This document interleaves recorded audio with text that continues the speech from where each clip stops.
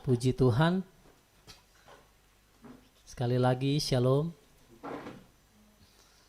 Apa kabar saudara? Semua dalam keadaan baik? Luar biasa, amin. Luar biasa? Ya, Amin, luar biasa. ya. Puji Tuhan. Yang lain bagaimana? Luar biasa semua, Ibu Mariana, Pak Hive, Pak Leri, Pak Liber, dan Pak Doni, Bu Vita. Luar biasa Pak. Puji Tuhan. Puji Tuhan. Oke, kita akan melanjutkan saudara pelajaran kita mengenai kitab Wahyu. Tapi sebelumnya seperti yang saudara mungkin tahu, hari ini seluruh umat Kristen sedang merayakan kenaikan Tuhan ya. Sebenarnya memang tidak ada perintah, tapi kalau mau rayakan juga nggak masalah kalau menurut saya ya.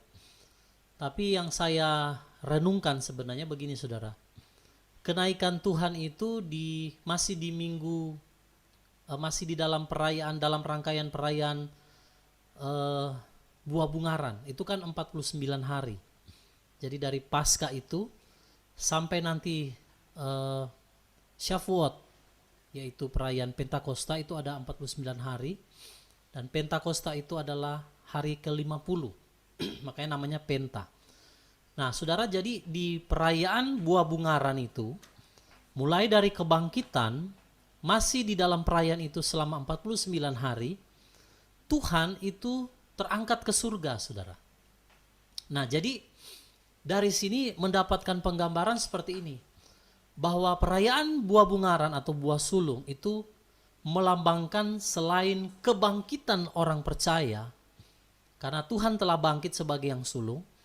Dan yang kedua saudara, yang saya tangkap dari minggu-minggu perayaan Buah Bungaran ini, pertama tadi itu adalah kebangkitan orang benar. Lalu yang kedua saudara adalah kenaikan orang percaya dalam peristiwa rapture, atau yang kita tahu dengan pengangkatan. Nah jadi di hari raya Buah Bungaran itulah dua peristiwa ini saudara yang tergabung menjadi satu, yang ditulis juga di dalam 1 Tesalonika saudara pasal 4 tentang kebangkitan orang benar dan juga pengubahan tubuh. Jadi saya melihat saudara bahwa perayaan Buah Bungaran atau buah sulung ini untuk menggenapi kebangkitan orang benar dan juga peristiwa rapture. Dahsyat sekali saudara. Dahsyat saudara. Nah jadi dengan kebangkitan Tuhan dan dengan kenaikan Tuhan ke surga, saudara, itu satu jaminan bahwa kita juga yang orang benar akan dibangkitkan kalau yang sudah meninggal dalam Tuhan. Dan juga yang masih hidup akan diubah, lalu akan sama-sama menyongsong Tuhan di angkasa. Itu kata firman Tuhan. Jadi masih dalam perayaan Buah Bungaran ini saudara, peristiwa kenaikan Tuhan itu memberikan satu jaminan bagi kita bahwa sebagaimana semua mata melihat Tuhan naik ke angkasa, maka demikian juga di dalam peristiwa rapture kita semua mata akan melihat saudara ketika Tuhan datang dan menjemput mempelainya untuk dibawa bersama dengan dia di dalam pesta pernikahan anak domba. Tadi Ibu Sofi sempat berdoa untuk supaya kita menjadi dewasa, ya, bukan lagi kanak-kanak secara roh, tapi menjadi dewasa. Mempelai itu nggak ada yang anak-anak saudara, ya. Semua mempelai itu adalah yang dewasa secara roh. Jadi kalau orang tidak mau menerima makanan keras, kapan dia mau jadi dewasa roh? Kapan dia mau jadi mempelai? Kalau selalu hanya mau terima susu terus. Ini orang-orang yang nggak siap jadi mempelai, nggak siap untuk diangkat pasti. Nah saya bersyukur Tuhan kasih kita firman yang keras untuk membuat saudara dan saya menjadi dewasa dan siap menjadi mempelai. Amin. Nanti merekalah yang akan bangkit dan merekalah yang akan diubah lalu dibawa Tuhan masuk ke dalam kerajaannya. Oke, puji Tuhan. Jadi itu sekilas daripada kenaikan Tuhan ya. Banyak orang tidak menyadari, hanya mereka berpikir ya pokoknya sudah merayakan kenaikan Tuhan. Tapi sebenarnya saudara, kenaikan Tuhan itu adalah satu jaminan bagi kita untuk kita dibawa ke dalam kerajaannya. Sayang banyak orang tidak mempersiapkan diri, saudara, sungguh-sungguh. Ya, nah malam hari ini kita akan belajar supaya kita benar-benar memahami arti daripada kebangkitan dan kenaikan Tuhan ke surga untuk menyediakan tempat bagi kita. Lalu kalau Tuhan sudah siapkan tempat bagi kita, masa kita nggak mempersiapkan diri, saudara? Ya kan? Oleh karena itu kita akan belajar. Oke, kita akan lanjut dengan Wahyu pasal yang kelima. Saya minta tolong Bapak Doni untuk kembali membaca, bisa Pak Don? Versi ILT 3 ayat Wahyu pasal 5 ayat 1 sampai ayatnya yang ke-14. Silakan. Wahyu pasal 5. Wahyu. Nah, kacamata Oh, nggak ada kacamata. lupa di Manado, Pak. Oh, siapa yang bisa tolong bacakan? Wahyu, Ibu Vita. Ya, Saya tinggal di bawah. ya, enggak apa-apa, Pak. Ada Ibu Vita. Ya. Oh, ada Ibu Vita. Saya yang baca. Ya, silakan Bu Vita. Wahyu pasal 5.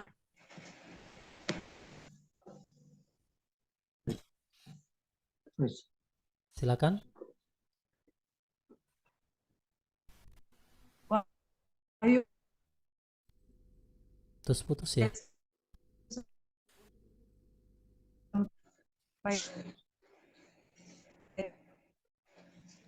Putus-putus. bagi baterai. Dan Halo, Bu Vita. Suaranya putus. di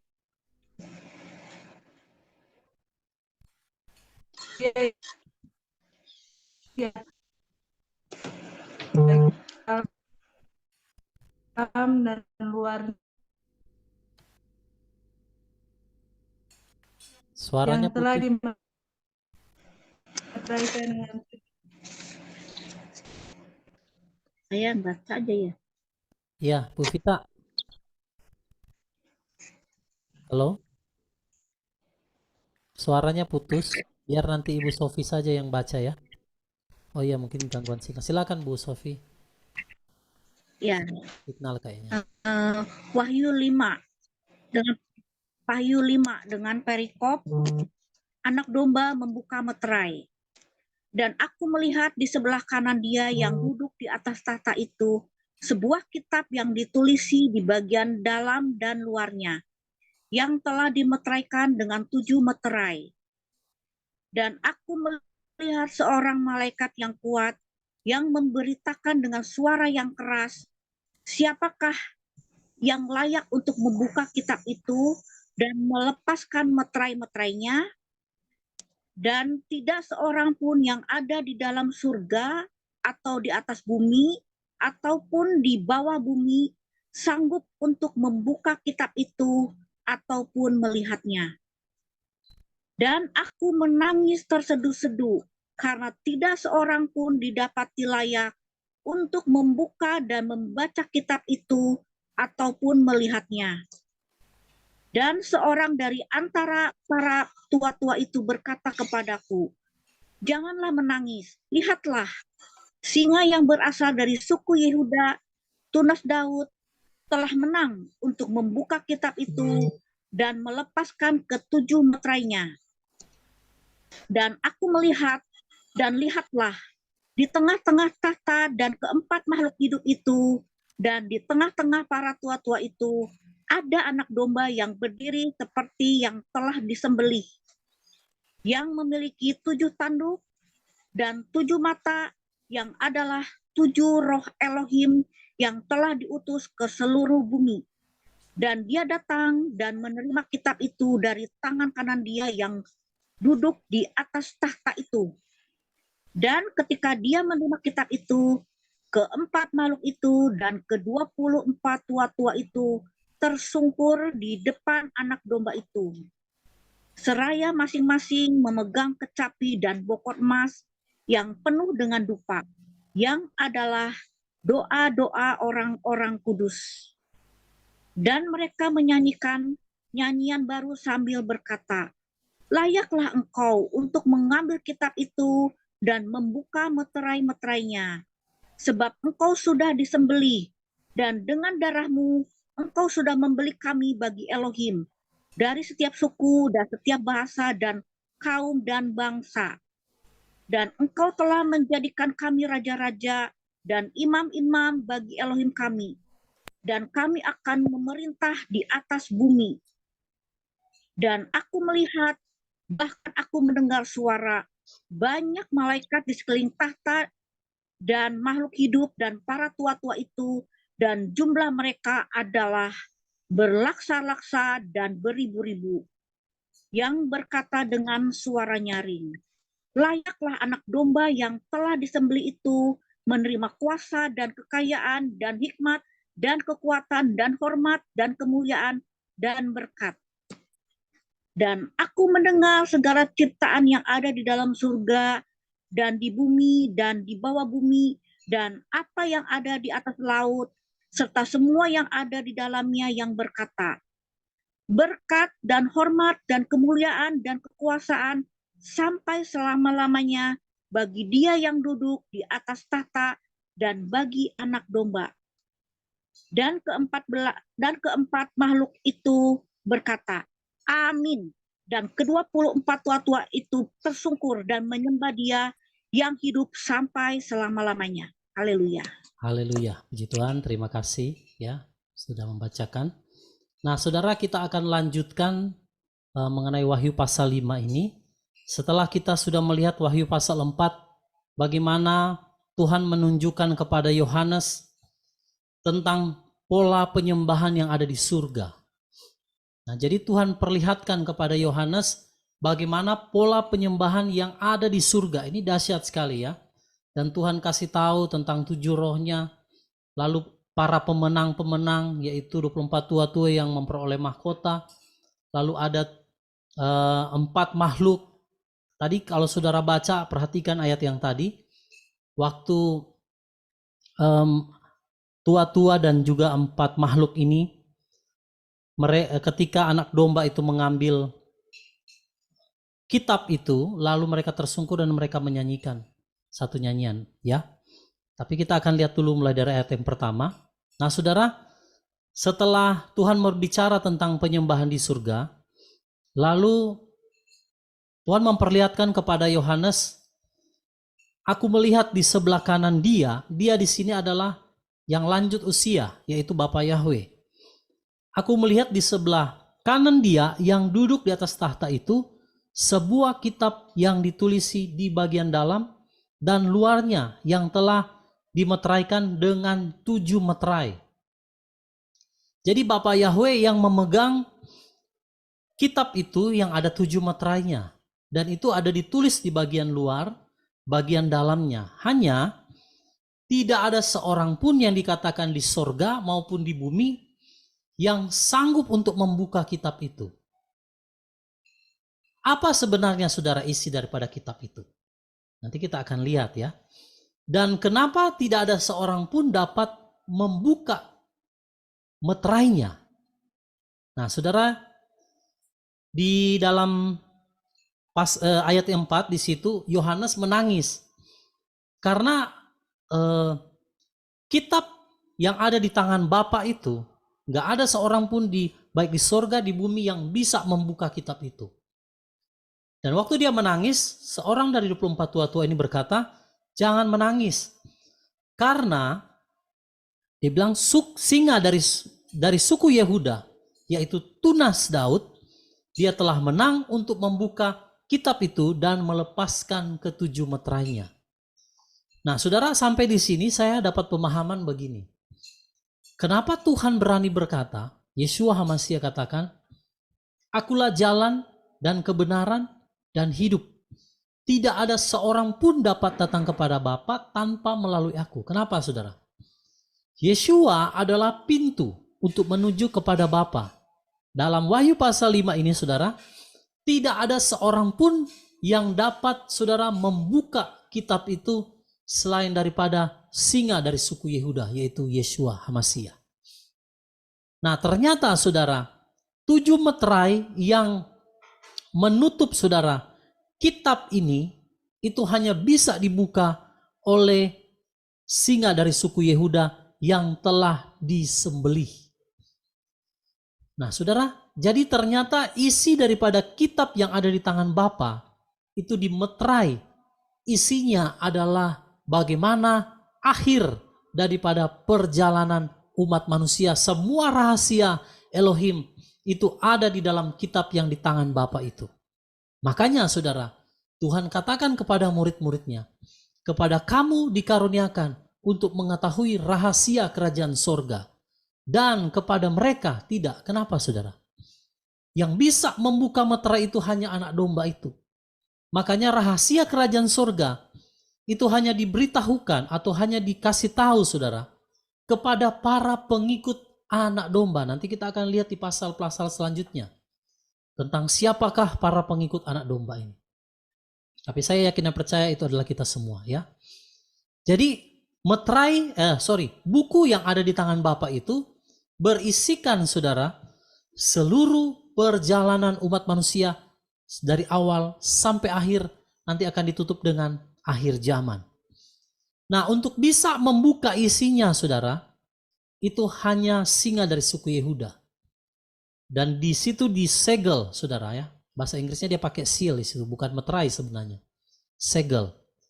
Nah, jadi dikatakan singa dari suku Yehuda, dari tunas Daud, dia telah menang.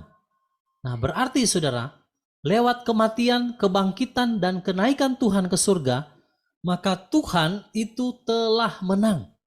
Makanya gambaran di dalam Wahyu pasal 4, raja-raja saudara, 24 tua-tua yang adalah gambaran raja-raja, yang sudah punya mahkota, mereka itu telah menang saudara. Amin. Mereka telah menang. Nah, sekarang pertanyaan saya saudara, kenapa banyak orang percaya tidak bisa mengetahui rahasia kerajaan sorga? Banyak yang akhirnya pada menerima tanda daripada binatang itu. Kenapa saudara?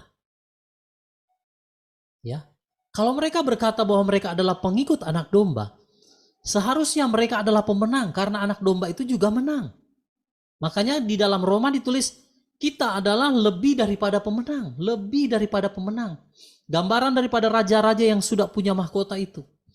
Nah, orang yang direbut mahkotanya saudara, itu mereka bukan lagi pemenang, tapi mereka telah kalah. Yang tadi saya sempat singgung ya. Mereka bertanding dalam pertandingan tapi mereka sudah kalah. Dan orang-orang yang demikian saudara tidak akan bisa mengetahui rahasia kerajaan sorga. Kenapa?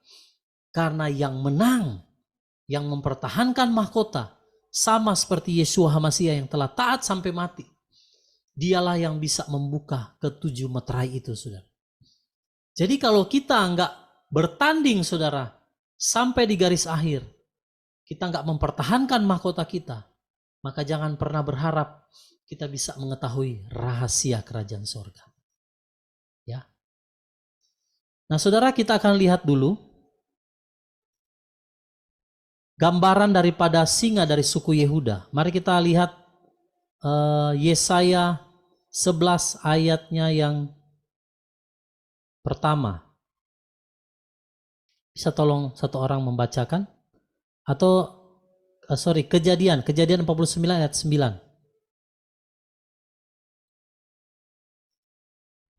Bagaimana gambaran daripada singa yang dikatakan singa dari suku Yehuda yang telah menang itu? Bisa tolong dibacakan? Kejadian 49 ayat 9.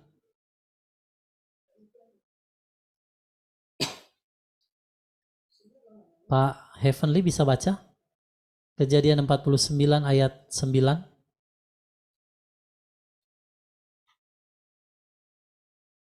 Pak Ife bisa tolong bacakan? Ya, bisa Pak. Ya, silakan. Oke. Kejadian 49 ayat 9. Yehuda bagaikan anak singa, demi mangsa anakku, engkau telah naik. Ia telah meniarap, ia telah berbaring seperti singa jantan dan seperti singa betina. Siapakah yang membuatnya bangun? Nah saudara lihat, gambaran daripada suku Yehuda itu adalah seperti singa yang menerkam. Lalu katakan dia naik ke suatu tempat yang tinggi. Dia telah menang. Makanya lewat peristiwa kenaikan Tuhan, saudara, singa dari suku Yehuda itu telah menang. Maka dia berhak untuk membuka ke-7 meterai dari yang menutup kitab yang ada di tangan daripada Bapa Yahweh itu. Yang berisikan rahasia daripada kesudahan zaman.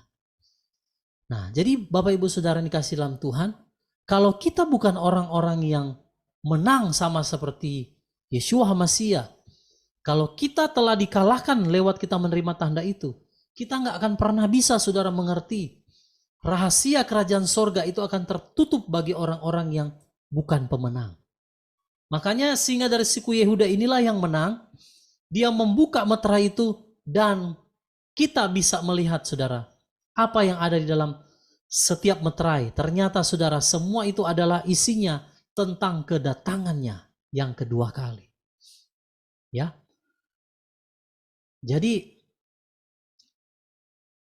singa dari suku Yehuda yang adalah gambaran Yeshua HaMasyiah, dia telah menang, maka saudara dan saya juga harus menang. Amin. Banyak orang yang sudah kalah, saudara. Makanya dia nggak bisa mengerti rahasia kerajaan surga. Dan lewat kematian Tuhan dan kebangkitan serta kenaikannya, maka meterai itu, saudara, terbuka. Ternyata, saudara, kalau Tuhan itu nggak mati, bangkit, dan dia naik ke surga, saudara, maka rahasia atau meterai itu nggak akan pernah terbuka. Dan saudara, kalau Tuhan belum mati dan bangkit naik ke surga, maka zaman ini akan lebih panjang, saya percaya, saudara. Belum ada akhirnya, karena meterai itu belum terbuka. Tapi lewat kematian Tuhan 2000 tahun yang lalu, meterai itu akhirnya mulai akan dibuka, saudara. Berarti akhir zaman sudah akan segera tiba. Kalau zaman dahulu Musa, Elia, Daud, mereka, saudara, ada hidup di zaman sebelum Yeshua HaMasyiah datang. Dan Yeshua HaMasyiah belum menyatakan diri.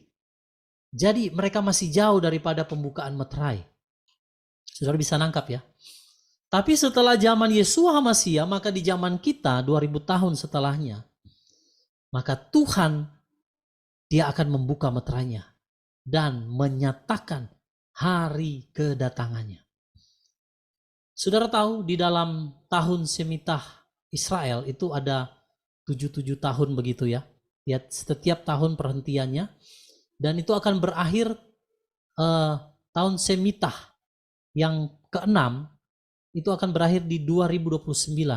Makanya orang Yahudi percaya, orang golongan Mesianik percaya, bisa juga selesai, saudara, di 2029. Dan memasuki 2030 itu sudah tahun Sabat perhentian. Jadi mereka percaya kerajaan 1000 tahun akan segera berdiri. Nah, kalau itu bisa terjadi, saudara, itu karena ada singa dari suku Yehuda yang telah membuka meterai-meterainya. Dia harus menang dulu, saudara, ya.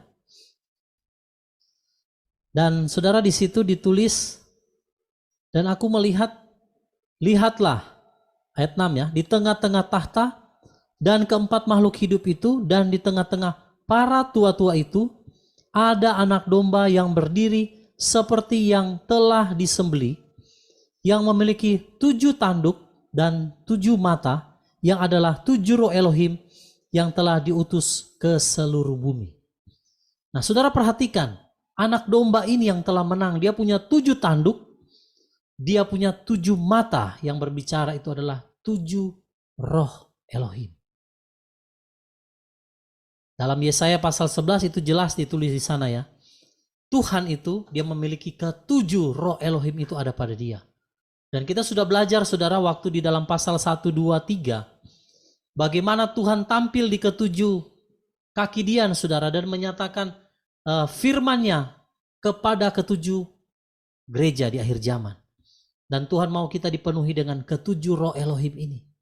Saudara, ini 10 hari lagi setelah kenaikan, maka akan terjadi pencurahan kuasa Roh Kudus. Itulah perayaan Pentakosta atau Syafuot. Orang percaya harus memiliki, saudara, kuasa Roh Kudus yang berbicara ke-7 roh Tuhan, baru mereka bisa menang. Saudara lihat, anak domba yang berdiri di tengah-tengah tahta itu, dia punya 7 mata yang berbicara, 7 roh Tuhan ada pada dia. Kalau gereja tidak memiliki ke-7 roh Tuhan, saudara, kita tidak akan pernah bisa menang. Dan Tuhan mau, saudara, sebagaimana dia adalah singa dari suku Yehuda yang telah menang, yang memiliki ke-7 roh Tuhan itu, yang bisa membuka ke-7 meterai, maka kita juga, saudara, harus memiliki ke-7 roh Tuhan itu agar kita bisa menjadi pemenang. Bahkan firman Tuhan katakan lebih daripada pemenang. Amin, saudara. Nah, kita akan lihat dulu ya.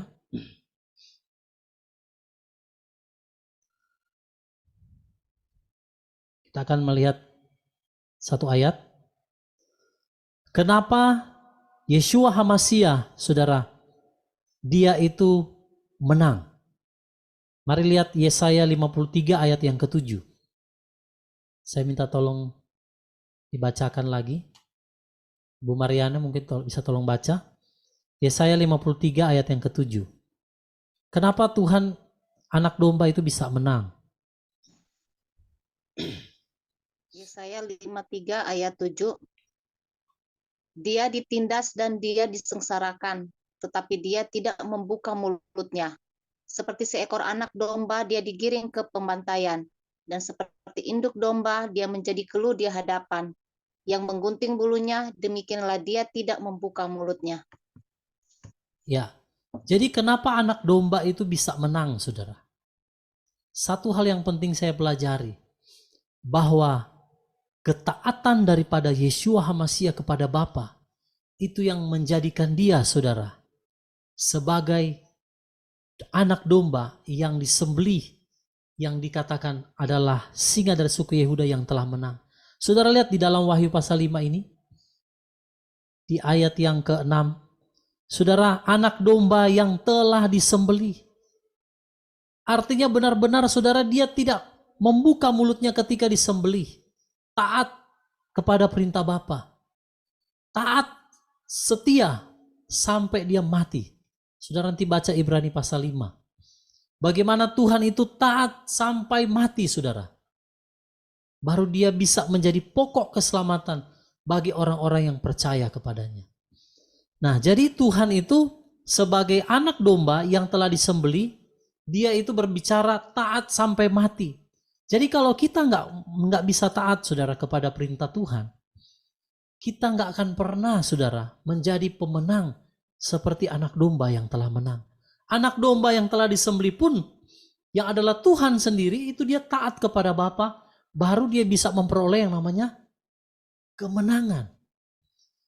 Saudara bayangkan kalau dia sebagai seekor domba yang berontak, tidak mau disembelih. Apa jadinya, saudara? Berarti tidak menggenapi firman dalam Wahyu pasal 5 ini. Tapi sebagai seekor domba yang taat kepada Bapa, sekalipun dibawa ke tempat pembantaian, dia tidak sama sekali, saudara, berontak. Artinya begini, saudara, maknanya secara rohani ya. Tuhan kasih pengertian kepada saya begini.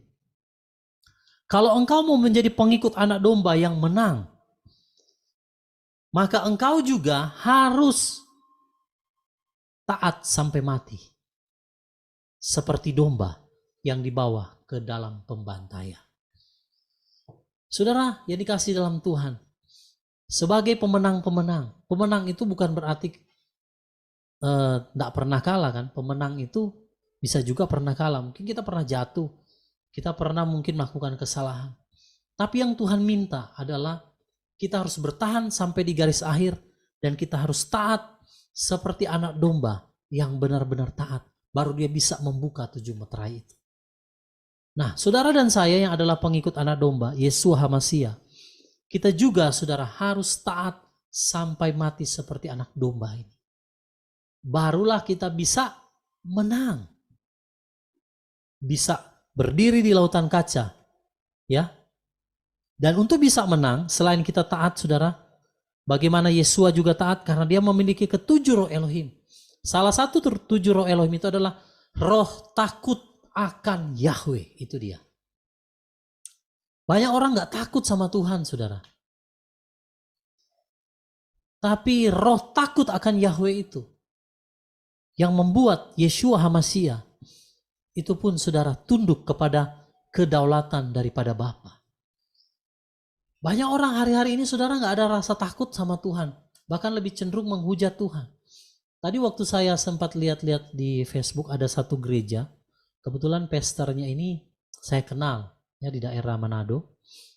Dia khotbah saudara tentang nama Tuhan. Berbicara kenaikan tapi dia menyinggung nama Tuhan. Dan dia katakan bahwa nama Tuhan itu benar-benar adalah pemberian daripada Bapa Yahweh. Kalau Adonai apalagi saudara? Elohim itu manusia yang menamakan atau memanggil Elohim dengan julukan Adonai, Elohim, betul nggak? Tapi kalau Yeshua HaMashiach dikatakan Bapa mengaruniakan kepadanya nama di atas segala nama. Jadi yang karuniakan nama itu siapa saudara? Bapa yang berikan kepada Yeshua. Jadi Bapa mengaruniakan kepada Yeshua nama di atas segala nama. Yang berikan nama itu siapa? Bapa. Makanya namanya Yeshua itu adalah Yahweh, keselamatan.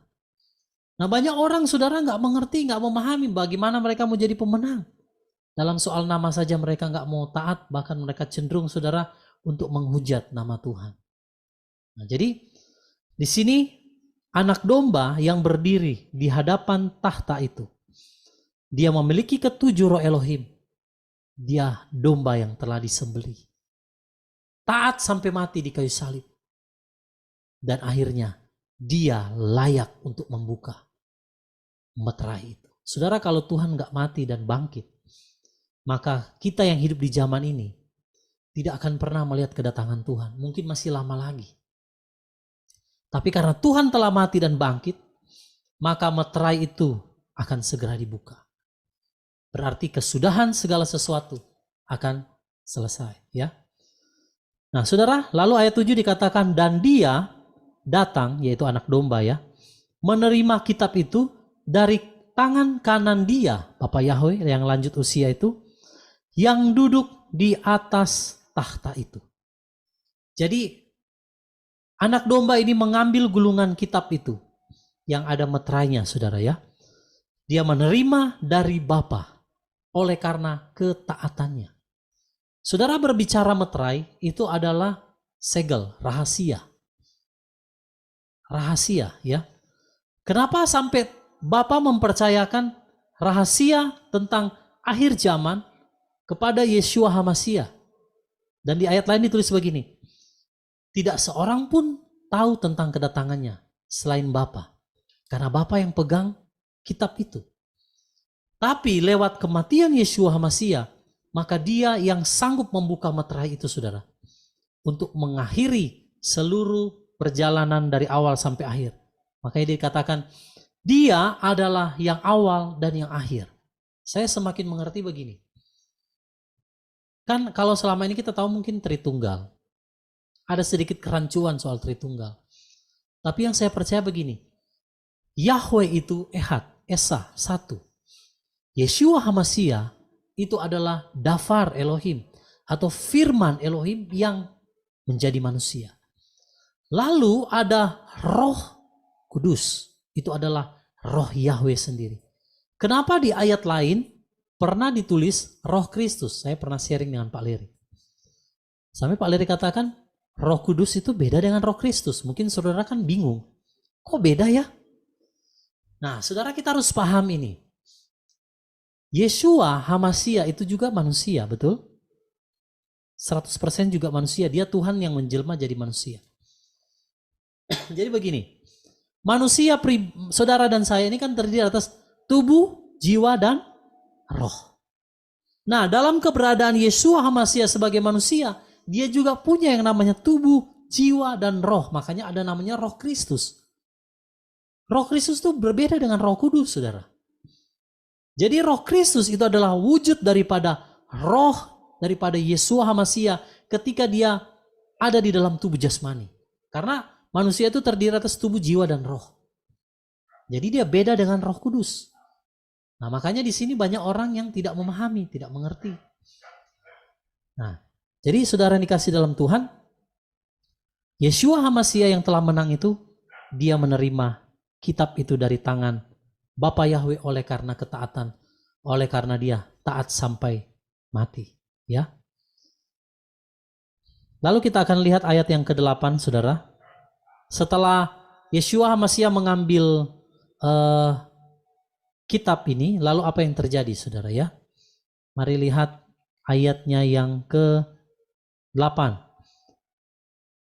Dan ketika dia menerima kitab itu, keempat makhluk hidup dan ke-24 tua-tua itu tersungkur di depan anak domba itu, seraya masing-masing memegang kecapi dan bokor emas yang penuh dengan dupa, yang adalah doa-doa orang-orang kudus. Ya. Nah, saudara lihat di sini, 24 tua-tua dan keempat makhluk hidup, ketika Yeshua HaMashiach mengambil kitab itu dari tangan Bapa, maka mereka tersungkur. Yang menariknya, di tangan daripada ke-24 tua-tua ini ada kecapi dan ada bokor. Bokor itu seperti obor, seperti ada pedupaan begitu ya, ukupan begitu. Nah, terlalu di situ dijelaskan, saudara. Kecapi itu sebenarnya berbicara nyanyian, pujian. Lalu bokor itu adalah doa orang-orang kudus.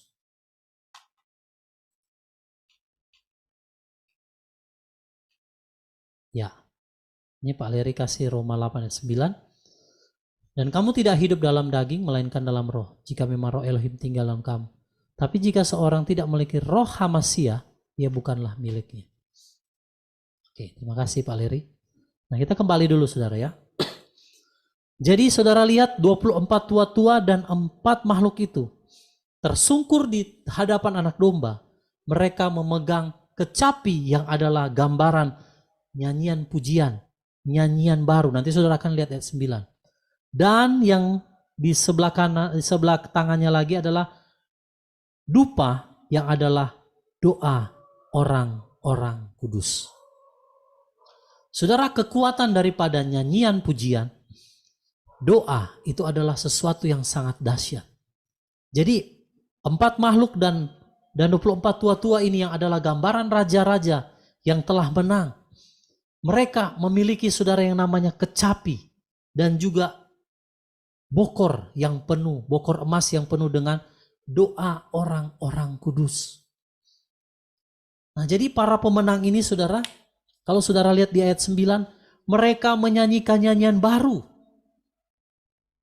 Apa itu nyanyian baru? Coba saudara lihat, kita lihat dulu ya di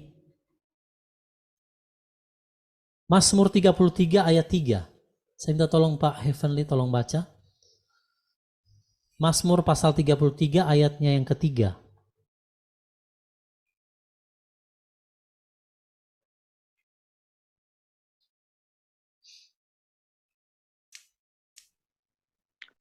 Mazmur 33 ayat 3. Ya. Nyanyikanlah bagi dia nyanyian baru. Lakukanlah yang baik dengan bermain dalam sorak-sorai. Nah, saudara lihat nyanyian baru, saudara. Kalau di ayat lain dikatakan Tuhan akan memberikan nyanyian baru di dalam hidupku untuk memuji-muji Yahweh, dan banyak orang akan melihat dan menjadi takut. Saudara, sebenarnya kecapi itu berbicara nyanyian baru. Apa itu sebenarnya nyanyian baru? Bukan lagu baru sebenarnya.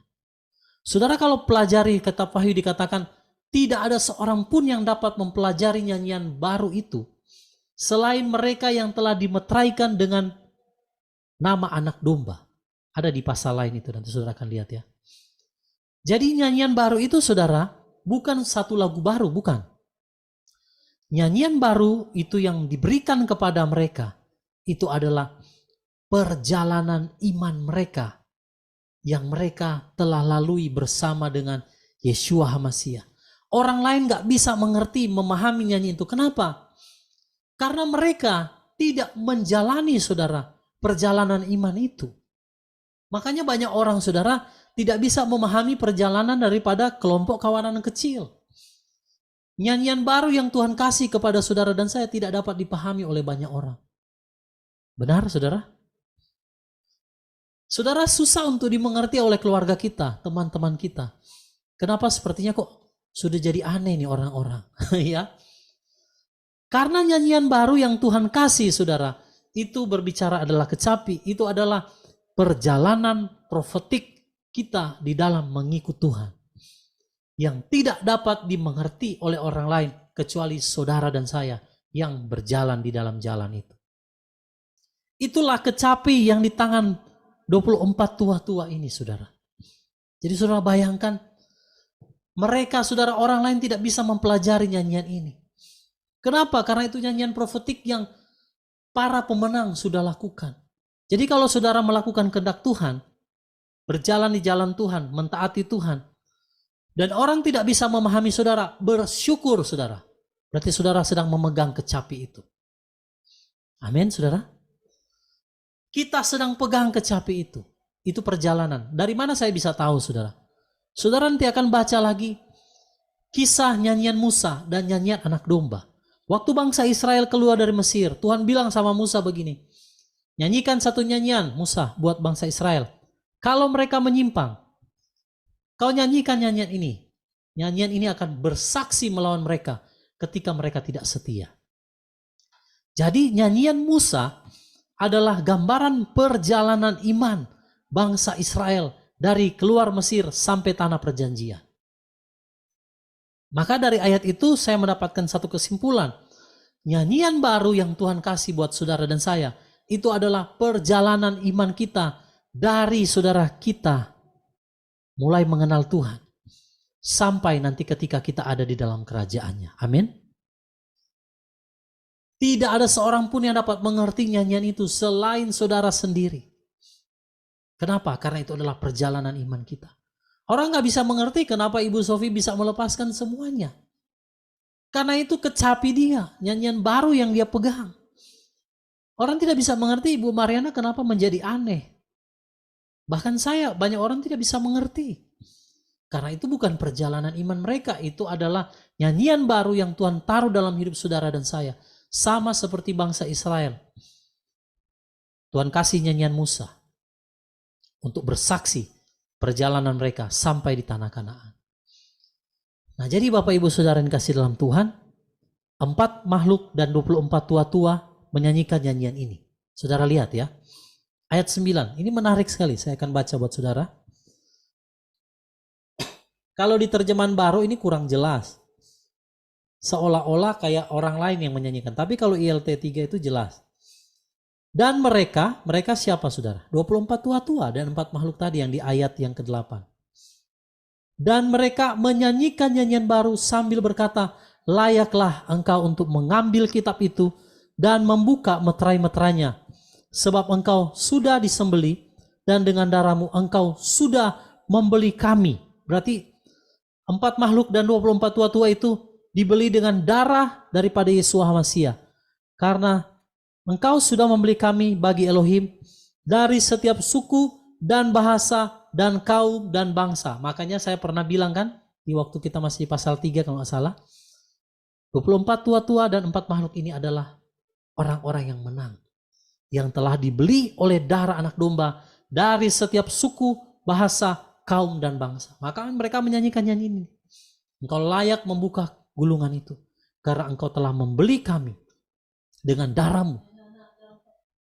Jadi saudara, tidak ada seorang pun yang dapat memahami perjalanan iman saudara dan saya yang telah ditebus oleh darah Tuhan. Menjadikan kita sebagai pemenang-pemenang. Gak ada yang bisa memahami selain mereka yang memegang kecapi ini. Yaitu siapa? Para pemenang. Dan 4 makhluk yang saya sudah bahas. Yang adalah mereka memiliki watak karakter daripada Yesus HaMasiah. Makanya kalau kita mau taat, kita mau mentaati perintah Tuhan, mau menjadi pemenang, mau menjadi seperti Yesus HaMasiah yang punya karakter 4 makhluk ini, saudara. Kita akan dianggap aneh oleh orang.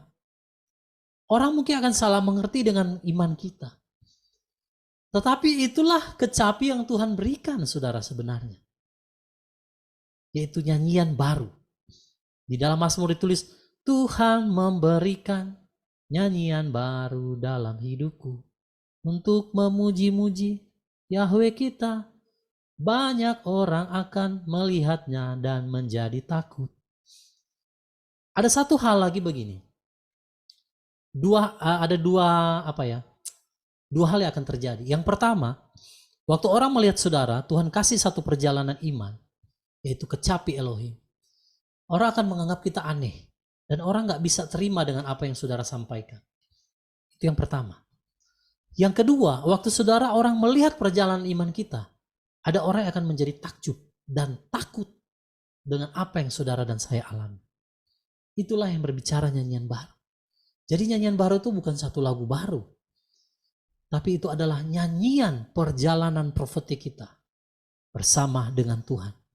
Banyak orang tidak bisa memahami kenapa kita menolak tanda itu. Banyak orang tidak bisa memahami kenapa kita mau mentaati Tuhan dengan melakukan perintah-perintahnya yang bertentangan dengan aturan-aturan manusia. Ya karena Yeshua HaMashiach sudah memberi contoh saudara terlebih dahulu. Maka kalau kita mau menang seperti 24 tua-tua, mari saudara taat kepada Tuhan. Maka saudara dan saya akan memperoleh kecapi Elohim itu. Amin. Lalu ada kecapi dan yang kedua yaitu apa tadi ya? Bokor ya. Bokor itu kayak cawan emas yang penuh dengan dupa yang adalah doa-doa orang-orang kudus. Nah, disinilah penting saudara kenapa kita itu harus senantiasa ada di dalam doa.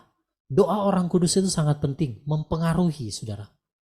Makanya Alkitab katakan doa orang benar sangat besar kuasanya. Kalau di sini dikatakan dupa itu penuh, bokor itu penuh dengan dupa yang adalah doa orang-orang kudus. Saudara lihat apa itu dupa dan bagaimana dampak daripada dupa atau doa orang kudus yang naik ke tahta Elohim. Doa orang kudus ya, bukan orang biasa. Jadi orang yang menerima kecapi Elohim tadi itu, mereka adalah orang kudus. Karena dia dapat kecapi, dia juga dapat bokor. Mari saudara lihat. Yang pertama saudara, Mazmur, sebentar ya.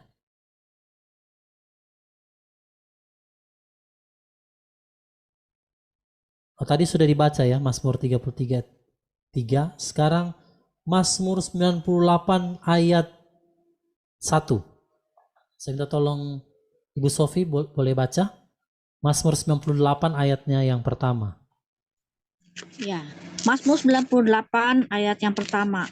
Pujian kepada Yahweh karena keadilannya.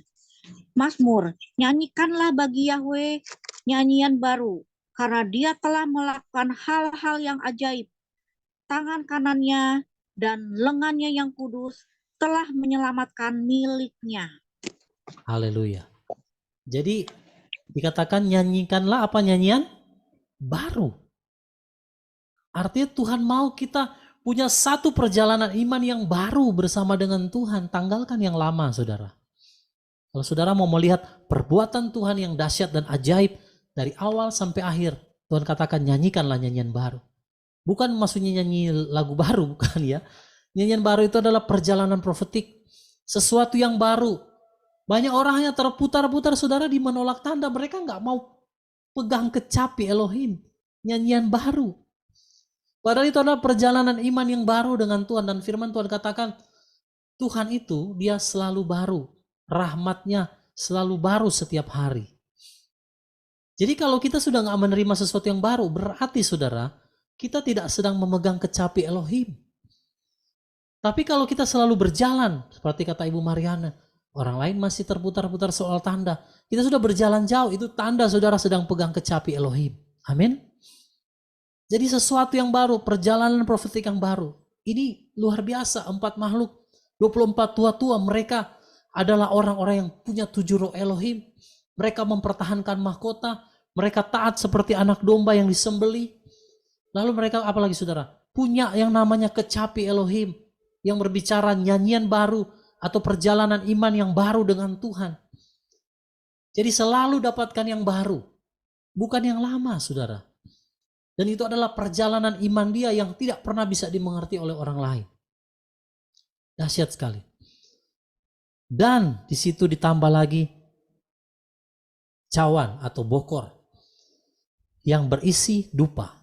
Dupa itu, saudara, adalah seperti wangian. Kalau saudara tahu orang Buddha, dulu waktu saya tinggal, kalau Ibu Sofi tahu, apartemen Metro Sunter yang di Sunter itu ya, itu kan banyak orang Chinese dan orang India yang tinggal situ. Jadi setiap pagi saya selalu lihat tetangga saya itu, dia suka bakar-bakar pedupaan gitu. Pagi dan petang, rajin, saudara. Sama, saya lihat orang Hindu juga begitu. Dia orang India gitu ya. Pasang-pasang pedupaan. Kenapa orang yang tidak mengenal Tuhan bisa tahu itu? Karena ternyata, saudara, doa orang kudus artinya orang yang benar, orang yang telah dikuduskan, telah dibeli dengan darah Yesua Masiah. Waktu dia menaikkan doa kepada Tuhan, saudara, itu seperti sesuatu yang harum, yang menyenangkan hati Tuhan. Makanya orang-orang yang tidak mengenal Tuhan, mereka tahu. Untuk menyenangkan dewa-dewa mereka, mereka harus bakar pedupaan. Dan mereka naikkan doa, sembahyang. Ada bacaan-bacaannya kan kalau mereka begini-begini. Nah, kalau kita sebagai orang-orang yang telah menang, yang terima mahkota, terima cawan itu, terima kecapi itu, maka saudara, doa-doa saudara yang saudara naikkan di hadapan Tuhan, itu sesuatu yang dahsyat. Nanti saudara baca di pasal-pasal berikutnya, karena kita ini kayak flashback ya, maju mundur, tapi nanti kita akan lewat semua. Waktu orang-orang kudus menaikkan doa, saudara, di dalam Wahyu pasal berapa itu saya lupa. Lalu malaikat menampung di dalam cawan doa itu. Ketika cawan itu penuh dengan doa orang kudus, maka dilempar, saudara, cawan itu, dituangkan ke bumi, lalu terjadi ledakan yang dahsyat, Alkitab katakan. Jadi doa saudara dan saya, orang-orang yang telah menang memegang kecapi Elohim, waktu naik sebagai dupa, itu saudara akan menggoncang seluruh alam semesta. Jadi gak main-main, makanya di dalam ayat lain ditulis, doa orang benar sangat besar kuasanya. Saudara, kalau hari-hari ini ada teman kita, saudara kita yang belum mungkin terima tanda, ada keluarga kita, saudara doakan dia. Saya digerakkan Tuhan untuk membangun mesbah untuk apa? Untuk mendoakan keluarga demi keluarga untuk tetap kuat, saudara. Karena kita akan masuk di fase perjalanan tadi kecapi itu. Seperti bangsa Israel, waktu mereka keluar dari Mesir, mereka harus menghadapi peperangan demi peperangan. Mereka harus menghadapi, saudara, kepanasan, mereka harus menghadapi kelaparan, mereka harus menghadapi musuh, mereka harus menghadapi ganasnya padang gurun. Perjalanan iman kita juga, saudara, akan mengalami masa-masa yang sukar. Maka Tuhan kasih kita kecapi dan saudara bokor itu, yaitu doa yang harus kita persembahkan kepada Tuhan bagi orang-orang kudus di seluruh dunia. Ada itu ayatnya ya. Berdoalah bagi seluruh orang kudus di seluruh dunia. Karena mereka juga menanggung penderitaan yang sama dengan saudara dan saya. Amin, saudara. Nah, yang menarik di sini langsung lanjut ya. Jadi saudara sudah mengerti apa itu kecapi, apa itu bokor, dan 24 tua-tua dan 4 makhluk itu mereka adalah orang-orang yang telah dibeli dari setiap suku, kaum, bahasa, dan bangsa dan negara ya. Lalu ayat 10. Dan engkau telah menjadikan kami raja-raja dan imam-imam bagi Elohim kami, dan kami akan memerintah di bumi. Dahsyat. Jadi mereka yang telah terima mahkota itu punya kecapi, punya bokor emas. Merekalah yang akan memerintah. Yang bagi orang dunia orang aneh, merekalah yang akan memerintah, saudara. Karena perjalanan iman mereka gak ada yang memahami, hanya Tuhan. Tapi dikatakan, dan engkau telah menjadikan kami raja-raja dan imam-imam bagi Elohim kami. dan kami akan memerintah di bumi. Ya, di atas bumi. Jadi saudara dan saya menjadi raja dan imam. Saudara, ada yang menarik begini. Kenapa namanya singa dari suku Yehuda? Ya, kalau saudara baca Daud itu, waktu dia mempersembahkan korban yang harusnya Imam Lewi yang hanya boleh, Daud dia pakai baju efod, saudara. Ada kisahnya itu.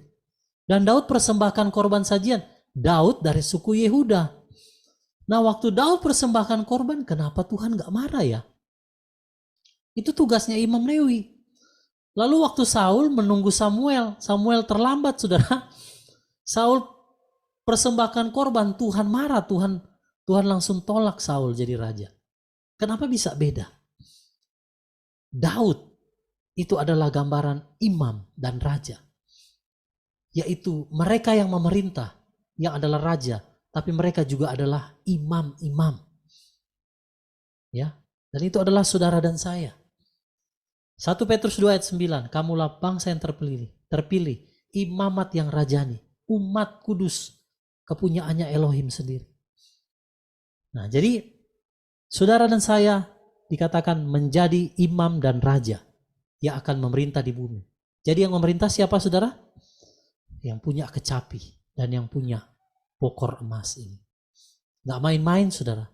Kalau saudara gak punya perjalanan iman yang baru bersama dengan Tuhan, gak ada nyanyian baru, ya gak akan pernah bisa memerintah. Jangan terjebak dengan sesuatu yang berputar-putar di masalah yang sama. Tuhan mau kita menerima kecapi, nyanyian baru. Amin. Nah, saudara, kita akan lanjut. Nanti setelah itu kita akan sharing sama-sama. Kita selesaikan dulu. Dan aku melihat ayat 11. Bahkan aku mendengar suara banyak malaikat di sekeliling tahta. Dan makhluk itu, makhluk hidup dan para tua-tua itu. Dan jumlah mereka adalah berlaksa-laksa dan beribu-ribu. Satu laksa 8.000. Jadi sangat banyak, saudara ya. Lalu ayat 12. Yang berkata dengan suara nyaring. Jadi 24 tua-tua, 4 makhluk, lalu berlaksa-laksa malaikat. Mereka berkata dengan suara nyaring, layaklah anak domba yang telah disembelih itu menerima kuasa dan kekayaan dan hikmat dan kekuatan dan hormat dan kemuliaan dan berkat. Jadi mereka memberikan pujian. Mereka berdiri di hadapan anak domba, lalu mereka menaikkan pujian. Ini yang orang-orang yang sudah masuk di dalam kategori level tingkat penyembahan surga. Jadi penyembahan di surga itu saya menangkap jadi lengkap seperti malam hari ini Tuhan tambahkan. Penyembahan di surga itu mereka yang telah menang, mereka yang punya kecapi, mereka yang punya bokor emas ini. Mereka lah yang akan menaikkan pujian di hadapan anak domba itu. Yang berkata, saudara, berkat. Saudara lihat ayat 13 ya. Ayat 12. Layaklah anak domba yang telah disembelih itu menerima kuasa dan kekayaan dan hikmat dan kekuatan dan hormat dan kemuliaan dan berkat. Lalu ayat 13 disambung. Dan aku mendengar segala ciptaan yang ada di dalam surga dan di bumi dan di bawah bumi.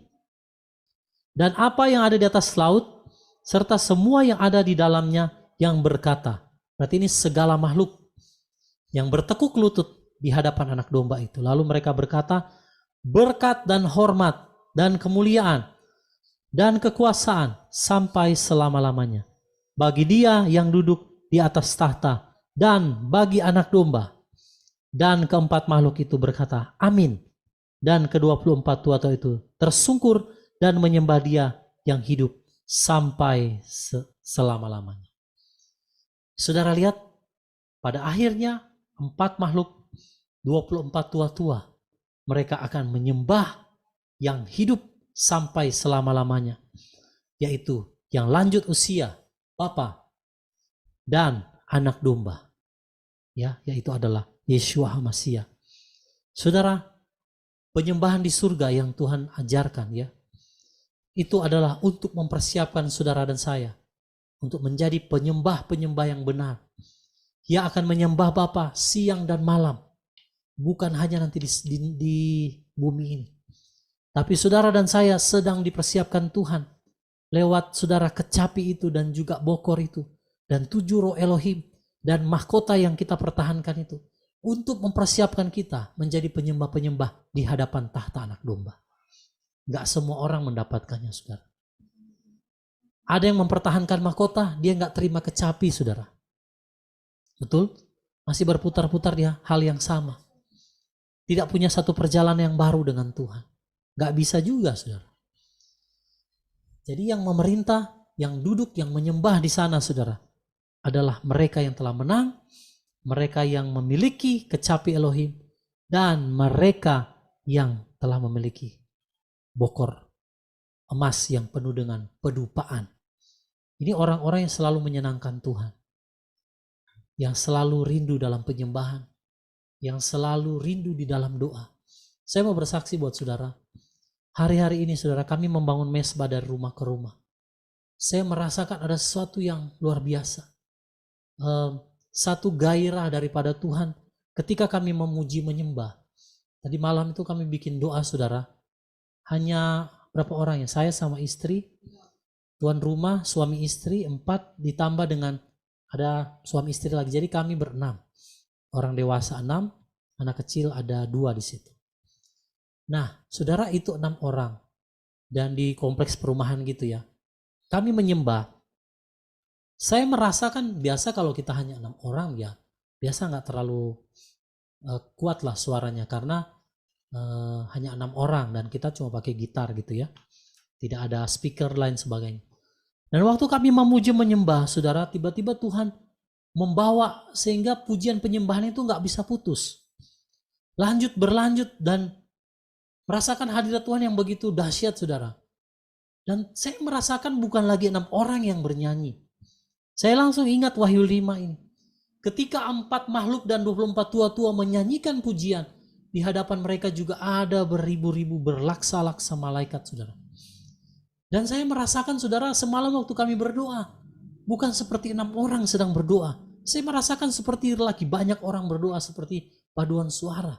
Sampai saya tanya sama tuan rumahnya, yang jemaat di persekutuan kami, Pak, ini kita nyanyi kayak orang banyak ya. Dia ketawa, iya Pak, sampai di blok-blok sebelah itu pasti dengar suara kita. Jadi kedengaran, saudara. Nah, kalau saudara adalah orang yang penuh dengan kalau saudara adalah orang yang diberikan cawan itu, kecapi itu, maka saudara juga pasti adalah orang-orang yang suka mempersembahkan satu persembahan yang seperti dupa itu di hadapan Tuhan. Jadi orang-orang yang dikatakan pemenang, mereka punya gairah dengan Tuhan. Datang berdoa, memuji, menyembah Tuhan. Selalu haus, selalu lapar akan Tuhan. Itu yang saya rasakan, saudara. Karena kita akan menyembah Tuhan siang dan malam di sana. Bagaimana kalau kita nggak punya yang namanya kecapi dan juga bokor dupa itu? Nggak bisa, saudara, kita menyembah di sana. Hanya orang-orang yang punya prophetic journey dengan Tuhan. Hanya orang-orang yang haus dan lapar yang selalu ada dalam hadirat Tuhan. Itulah yang akan berdiri di sana. Mereka sebagai pemenang-pemenang. Amin, saudara. Oke, saya akan tutup dengan ada berapa ayat sebagai tambahan ya. Untuk sebagai pedoman bagi kita. Kenapa, saudara? Tadi kita sudah baca tentang singa dari suku Yehuda ya. Sebelum kita ke situ, pemenang, saudara, bisa enggak kalah? Bisa enggak kemenangannya itu digagalkan? Bisa. Maka kita harus pertahankan kemenangan. Saudara, waktu Yesus masih mati dan bangkit, kita menang. Kita dapat mahkota itu. Amin. Mahkota kehidupan, keselamatan yang Tuhan berikan bagi kita. Jadi yang perlu kita lakukan adalah mempertahankan. Nah, iblis berusaha untuk mengambil mahkota itu. Maka di dalam 2 Kolose pasal 2 ayat 18-19, saya akan baca buat saudara ya. Versi terjemahan baru. Janganlah kamu biarkan kemenanganmu digagalkan oleh orang yang pura-pura merendahkan diri dan beribadah kepada malaikat, serta berkanjang kepada penglihatan-penglihatan dan tanpa alasan membesar-besarkan diri oleh pikirannya yang duniawi. Sedang ia tidak berpegang teguh kepada kepalanya di situ huruf besar, dari mana seluruh tubuh yang ditunjang dan diikat menjadi satu oleh urat-urat dan sendi-sendi menerima pertumbuhan ilahinya. Saudara, kemenangan kita bisa digagalkan oleh orang-orang yang selalu punya berkanjang pada penglihatan. Makanya setiap penglihatan harus kita uji. Jangan sampai kemenangan kita hanya digagalkan oleh karena penglihatan orang. Oh, saya melihat begini Pak, saya melihat begitu Pak. Harus diuji saudara. Jangan sampai kebenaran yang saudara sudah terima, kita akhirnya tinggalkan hanya karena kita berpegang kepada penglihatan orang-orang. Padahal saudara sudah terima kecapi itu. Hati-hati dengan penglihatan saudara ya. Nah lalu tahta Daud itu Tuhan janji Tuhan akan berikan sampai selama-lamanya. Boleh Ibu Sofi tolong baca Mazmur 89 ayat 36 sampai 37. Mazmur 89 ayat 36 sampai 37. Mazmur 89 ayat 36 sampai 37. Sekali lagi aku bersumpah demi kekudusanku, aku tidak akan berdusta kepada Daud. Keturunannya akan kekal dan tahtanya bagaikan matahari di hadapanku. Nah saudara, Tuhan sudah bersumpah demi kekudusannya bahwa dia tidak berdosa kepada Daud, keturunannya akan kekal dan tahtanya bagaikan matahari di hadapan. Saudara, singa dari suku Yehuda itu adalah dari dinasti Daud. Karena Yeshua HaMashiach adalah keturunan Daud. Dan saudara, kerajaan daripada singa dari suku Yehuda itu adalah kerajaan Sang Tunas. Sang Tunas itu adalah tunas dari suku Daud, Isai. Makanya ia akan memerintah di kerajaan 1000 tahun. Itu seperti janji Tuhan ini adalah dari dinastinya Daud. Yeshua HaMashiach yang sebagai gambaran daripada singa dari suku Yehuda yang adalah keturunan Daud, dialah yang akan duduk memerintah di dalam kerajaannya. Satu ayat lagi, terakhir, Yeremia 23 ayat 5 sampai 6. Saya minta tolong Ibu Mariana baca. Yeremia 23 ayat 5 sampai 6. Kenapa singa dari suku Yehuda ya? Yeremia 23 ayat 5 sampai 6. Lihatlah, hari-hari itu datang, firman Yahweh, bahwa aku akan membangkitkan sebuah tunas yang benar bagi Daud, dan seorang raja akan memerintah dan bertindak dengan bijaksana, serta akan melakukan keadilan dan kebenaran di bumi.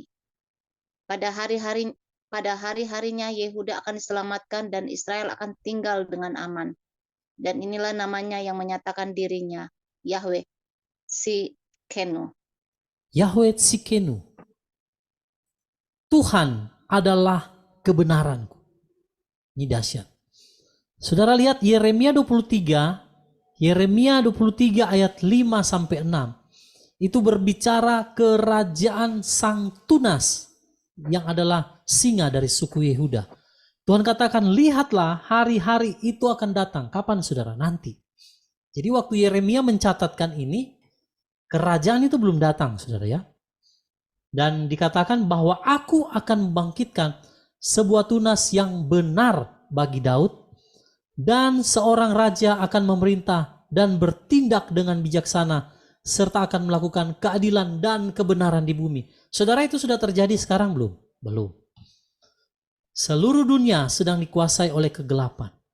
Maka yang muncul saudara, pemerintahan bangsa-bangsa dipenuhi dengan ketidakadilan dan ketidakbenaran. Betul? Tapi Tuhan janji, aku akan bangkitkan sebuah tunas, itulah kerajaan Sang Tunas. Kerajaan dari singa suku Yehuda yang akan memerintah. Lalu dikatakan pada hari-harinya. Hari-hari siapa? Hari-hari Sang Tunas ini akan memerintah, yaitu singa dari suku Yehuda. Yehuda akan diselamatkan dan Israel akan tinggal dengan aman. Sekarang Israel tinggal dengan aman nggak, saudara? Roket di mana-mana, saudara, roket. Ya, kalau saudara lagi mengikuti berita yang diposting sekarang ini, Israel lagi diserang, saudara. Tapi waktu kerajaan damai, milenium damai 1000 tahun, Yehuda dan Israel akan tinggal dengan aman. Dahsyat. Itulah kerajaan sang tunas. Lalu dikatakan, dan inilah namanya akan menyatakan dirinya, Yahweh Sikenu. Yahweh adalah kebenaranku. Tuhan akan memerintah sebagai hakim yang adil dan benar. Hanya ada satu raja di bumi, dan dia akan memerintah, lalu yang akan memerintah bersama dengan dia, itulah yang ada di Wahyu pasal 5, yang tadi saudara sudah baca. Yang punya mahkota, yang punya cawan, yang punya bokor emas yang penuh dengan pedupa. Dahsyat nggak, saudara? Kerajaan sang tunas akan segera berdiri di Yerusalem, saudara. Di langit dan bumi yang sekarang kita sudah masih ada ini. Bukan langit, bumi dan baru. Yang baru, bukan. Yang sekarang, dan dia akan memulihkan kebenaran, maka Israel akan tinggal dengan tenang. Itulah masa 1000 tahun damai. Dan tadi saya sudah singgung, tahun Shemitah atau tahun yang Israel percaya itu siklusnya 7 tahunan. 7 tahunan akan habis, saudara, yang 7 tahun yang bagian ke-6. Jadi dia ada siklus kayak 7 kali 7.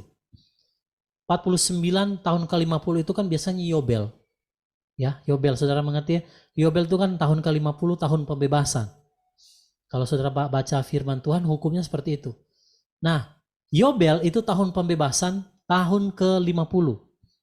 Jadi, saudara, siklus tahunan yang 7 tahunan di Israel yang dikatakan Shemitah itu terdiri dari 7 tahun.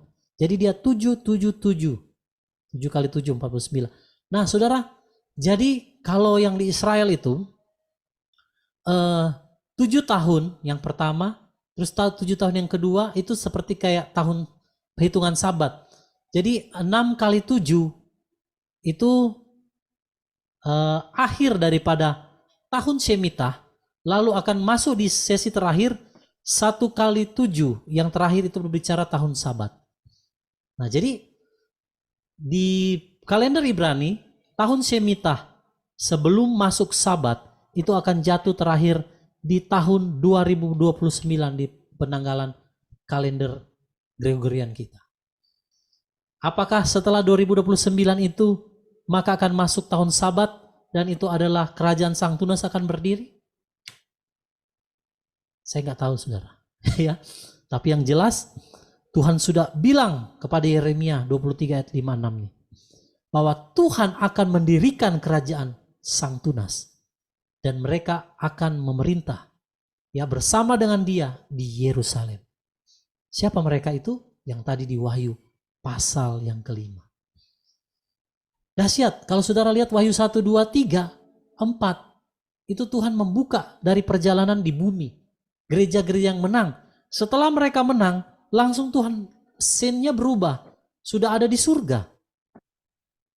Kalau mungkin pemahaman saya, Wahyu pasal 4 ini gambaran orang-orang yang sudah menang dari ke-7 gereja itu, yang sudah menang dari roh-roh yang Tuhan benci di ke-7 gereja itu, lalu mereka ada naik, mereka dimenangkan, lalu mereka naik dan mereka menyembah Tuhan di surga.